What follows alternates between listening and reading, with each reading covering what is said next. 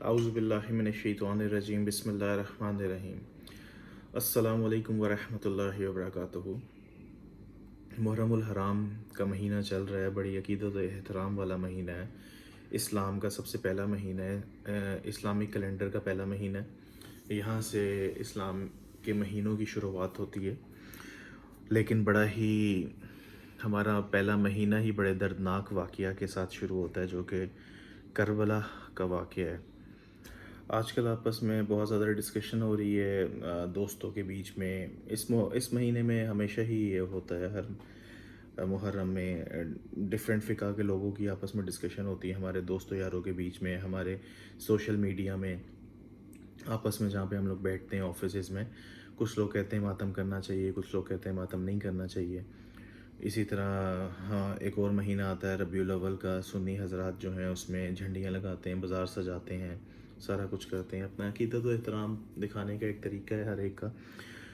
لیکن دونوں بھائی ہیں، ہم سب بھائی ہیں، مسلمان ہیں، ہم لوگ سب حضرت آدم علیہ السلام کی اولاد ہیں، اور نبی پاک صلی اللہ علیہ وسلم کی ایک امت ہے، اور ہمیں ایک امت بننا ہوگا۔ اور اس امت بننے کے لیے ہمیں تفرقے، فرقہ واریت سے باہر آنا پڑے گا۔ اگر شیعہ حضرات ہمارے ماتم کرتے ہیں وہ بالکل کریں، سنی حضرات اگر جھنڈیاں لگاتے ہیں، بازار سجاتے ہیں، وہ بالکل لگائیں، کریں۔ لیکن میری سب بھائیوں سے ایک درخواست ہے کہ جب زندگی کا معاملہ آتا ہے، زندگی کے ڈفرینٹ معاملات آتے ہیں، اور ان معاملات میں جب آپ نے سیرت نبی کے اوپر عمل کرنا ہوتا ہے، سیرت امام حسین رضی اللہ تعالیٰ عنہ کے اوپر عمل کرنا ہوتا ہے، سیرت امام علی رضی اللہ تعالیٰ عنہ کے اوپر عمل کرنا ہوتا ہے، تو اس ٹائم ہم لوگوں کو یہ ماتم، یہ اسپیسیفک ٹائم جس میں ہم لوگ درد محسوس کرتے ہیں، ان کے احکامات میں چلنے کی کوشش کرتے ہیں، وہ سب کچھ بھول جاتے ہیں۔ وہ ڈفرینٹ موقع ہیں ہمارے کاروبار سے ریلیٹڈ، ہمارے آپس کے معاملات سے ریلیٹڈ، جو کہ ہمارے دوستوں یاروں کے ساتھ بھی ہو سکتا ہے، ہمارے رشتہ داروں کے ساتھ بھی ہوتا ہے، ہمارے گھریلو معاملات بھی ہوتے ہیں۔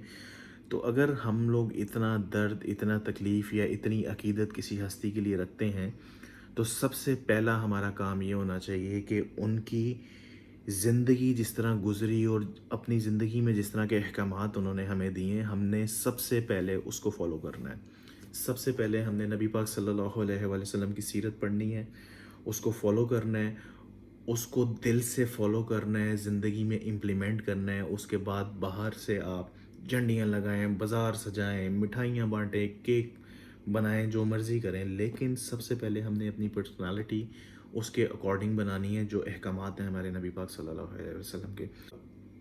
شیعہ بھائیوں سے میں کہنا چاہوں گا کہ اسی طرح وہ عقیدت و احترام کے ساتھ اپنی زندگیوں میں بھی ان کی عقیدت، احترام، ان کا پیار امپلیمنٹ کریں، عام ڈیز میں بھی، صرف محرم میں نہیں، باقی بھی 11 مہینے ہیں، اس میں بھی ایک دوسرے کے ساتھ پیار، محبت، عقیدت دکھائیں۔ ماشاءاللہ آپ لوگ بہت کھلے دل کے ہوتے ہیں، سبیلیں لگ رہی ہوتی ہیں، کھانے بٹ رہے ہوتے ہیں، اور اس میں یہ نہیں پوچھا جاتا کون شیعہ ہے، کون سنی ہے، کوئی کون اہل حدیث ہے، اس میں یہ نہیں پوچھا جاتا، ہر ایک کو ڈسٹریبیوٹ کیا جاتا ہے۔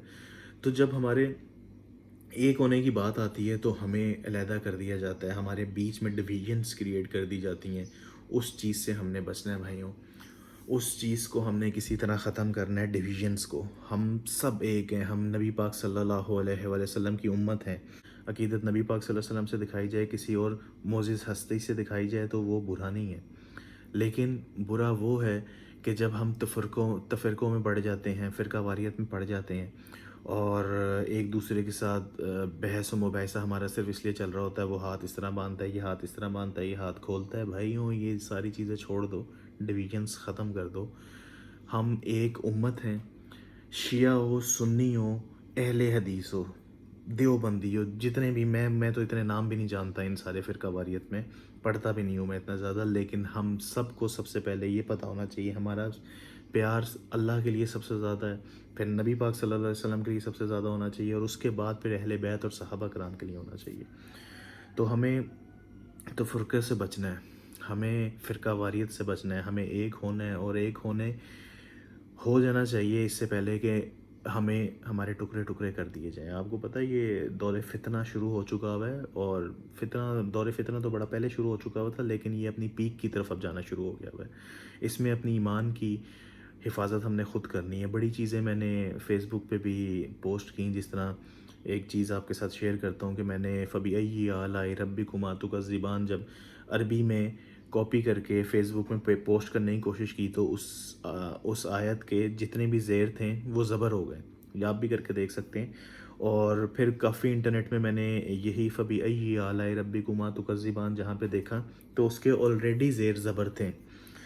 تو یہ یعنی کہ ایک سازش ہمارے خلاف جو چل رہی تھی وہ اس ٹائم پیک پہ جانا شروع ہو گئی ہوئی ہے. تو اپنے ایمان کی حفاظت ہم نے خود کرنی ہے اور ہم نے تفرقوں میں نہیں پڑھنا. ہم ایک مسلمان ہیں کہ وہ مسلمانوں کو کوئی جنگ میں ہرا نہیں سکتا تھا. الحمدللہ جب ایمان تازہ ہوتے ہیں تو جنگ میں ہم لوگوں کو کوئی ہرا نہیں سکتا. تو پھر ان لوگوں نے دوسری سازش ہمارے خلاف کی ہے. تو اس سازش سے ہم نے بچنا ہے. اپنا خیال رکھیے گا. السلام علیکم ورحمۃ اللہ.